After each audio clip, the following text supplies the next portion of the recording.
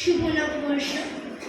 মাননীয় head sir ও অন্যান্য শিক্ষক শিক্ষিকাদের জানাই আমার প্রণাম এবং আমার দাদা দিদি ভাই বোন ও সহপাঠীদের জানাই আমার আন্তরিক অভিনন্দন।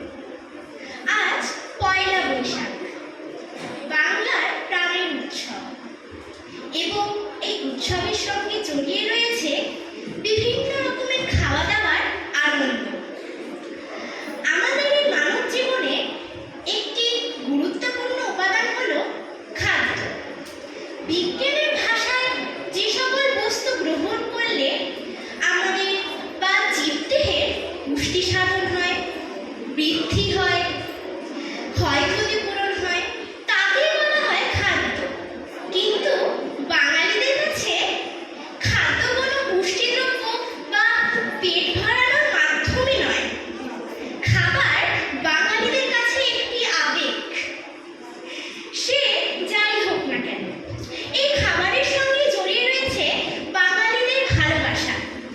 আমিও কিন্তু বেশ খাদ্যরসিক, তাই এই বিষয়টি আমি বেছে নিয়েছি। বছর জুড়ে ঋতু পরিবর্তনের সঙ্গে সঙ্গে বদলে যায় আমাদের খাদ্যের স্বাদ। যেমন বৈশাখে পান্তা ভাত, কাঁচা লঙ্কা, তারপর আম ডাল, শাক ভাজা, উচ্ছে ভাজা।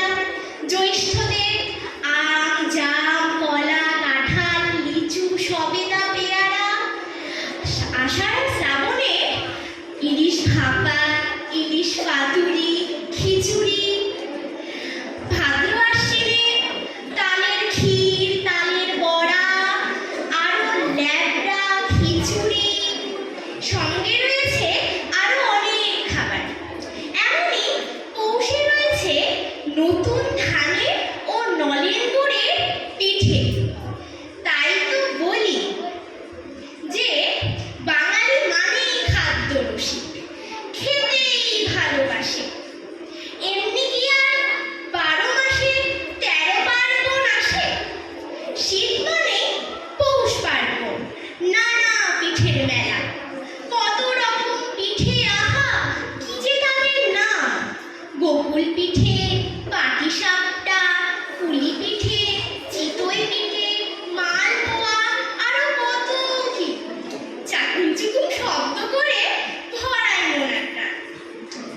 এবার বলি বাংলার একটি বিখ্যাত মিষ্টির কথা, রসগোল্লা। এটি কেবল বাংলারই নয়, এটি বিশ্বময় একটি খ্যাত মিষ্টি। এই মিষ্টি প্রথম তৈরি করেছিলেন হারাধন ময়রা।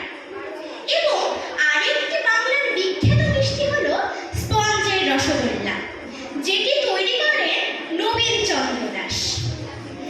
আচ্ছা, বাংলায় প্রথম কে খাদ্যের যে রন্ধন প্রণালী বা রন্ধন সংক্রান্ত বই সেটি কে লিখেছিল?